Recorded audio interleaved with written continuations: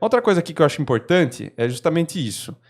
Sempre a culpa cai no planejamento. Foi falta de planejamento. Ou não no planejamento, mas sim na palavra planejamento. Né? Por que vocês acham que sempre acontece isso?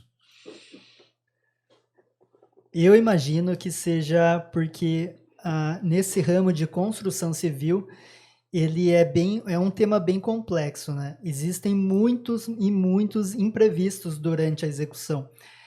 Seja com fornecedor, seja com projeto, seja com a equipe que está na obra.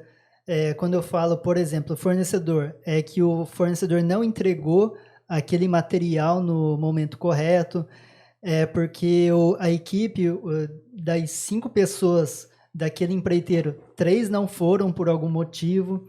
Então, o número de imprevistos que foge da tua mão, ele é muito maior do que quando você está planejando um casamento, por exemplo, né? Eu não sei o que é planejar um casamento, porque eu não casei, e essa hora a Aline deve estar muito brava lá, mas estou sendo muito cobrado por isso, mas eu imagino que seja isso, a complexidade que existe na obra. E outro ponto também é que dentro de uma obra, né, você vai construir 5 casas, são 5 casas diferentes, são 5 metodologias diferentes, cada canteiro, em cada terreno é diferente, existem muitas diferenças entre projetos, então acaba tendo esses vários tipos de imprevistos, né? E esses imprevistos, quem tá à frente da construção, eu acredito que não tem essa noção do quão impactante esses imprevistos, né, que acabam ocasionando um atraso de uma obra, por exemplo. Então, na minha visão, é basicamente isso daí. Entendi. Quando a gente está em obra, a gente lida com pessoas, né? E não tem nada mais difícil do que você gerenciar pessoas. E quando eu digo pessoas, não são pessoas do seu time, da sua equipe, da construção em si. Mas você está falando, como o Rogério citou, de fornecedores diferentes, de cidades diferentes, que entregam diferentes tipos de materiais, que têm diferentes tipos de descarregar esse material, armazenar esse material.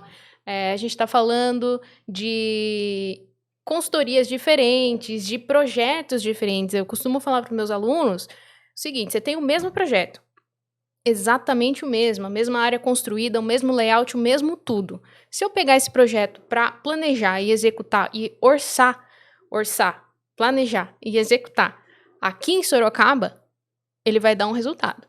Se eu fizer esse mesmo projeto na Bahia, mesmo terreno, mesma metragem, mesmo tudo, vai dar diferente. Se eu pegar esse mesmo projeto e executar lá no Rio Grande do Sul, vai dar diferente. Vai demorar mais na Bahia? Não sei, você que tá falando. Não, tô perguntando, na verdade. Então, gente, esse trem que tá caindo. Vamos lá. Então, eu costumo... Vamos dar. 1, 2, 3. Depois você corta aí, Vini. Tá acostumado já.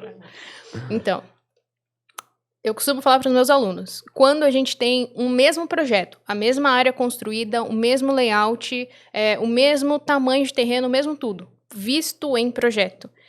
Você pega esse projeto para executar aqui em Sorocaba, ele vai dar um orçamento, um planejamento e uma execução de um jeito. Se você pegar esse mesmo projeto nessas condições e colocar ele lá no interior da Bahia, ele vai dar outro resultado. Lá no Rio Grande do Sul, ele vai dar outro resultado. Lá no Acre, ele vai dar outro resultado, né? Porque a construção civil, ela não é algo 100% assertivo. A gente não está falando de uma linha de fábrica onde a gente tem peças padronizadas, tem equipes treinadas, tem tudo dentro de um desvio padrão que pode ser controlado. A gente está falando de um cenário de canteiro de obras. Canteiro de obras envolve N tipo de pessoas, como o Rogério citou agora, N tipo de variabilidades. O terreno, o que tem embaixo da terra, gente, é uma caixinha de surpresa. É uma caixinha de surpresa. A gente nunca sabe que tipo de fundação vai ter. Você não sabe o que você vai encontrar no momento da escavação. Você não sabe que cota aquilo ali vai dar o apoio. Quando a gente começa a subir essa estrutura, você não sabe se o pedreiro realmente sabe tirar o nível, você não sabe de nada. Então, existem N coisas que podem acontecer dentro do canteiro de obras que fazem com que as pessoas falem isso. É culpa do planejamento. é culpa do planejamento. Não. Na verdade, o planejamento, ele dá uma baseline, ele dá um norte que você tem que seguir. Dali em diante existe, como eu já comentei, o replanejamento, o controle, mas ele não faz mágica. A equipe da obra é que tem que abraçar o negócio e ir em frente. Senão, não vai funcionar. Não adianta jogar a culpa no planejamento. É equipe. É Perfeito. todo mundo junto. Entendi. Ô, Carioca, você não vai cortar não, porque você viu o que ela fez aqui?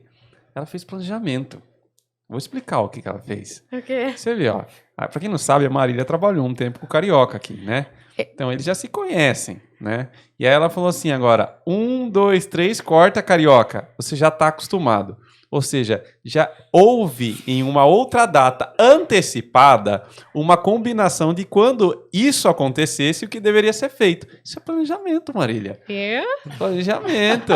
Não precisa cortar, Carioca. Porque alguém aqui tá atento no planejamento. Eu errei aqui, ó. Esse trem tá saindo. Não, viu? Mas fique tranquila. Isso aí faz parte. Carioca, você deixa, tá? Porque depois de uma explicação dessa, né, meu? Tá doido?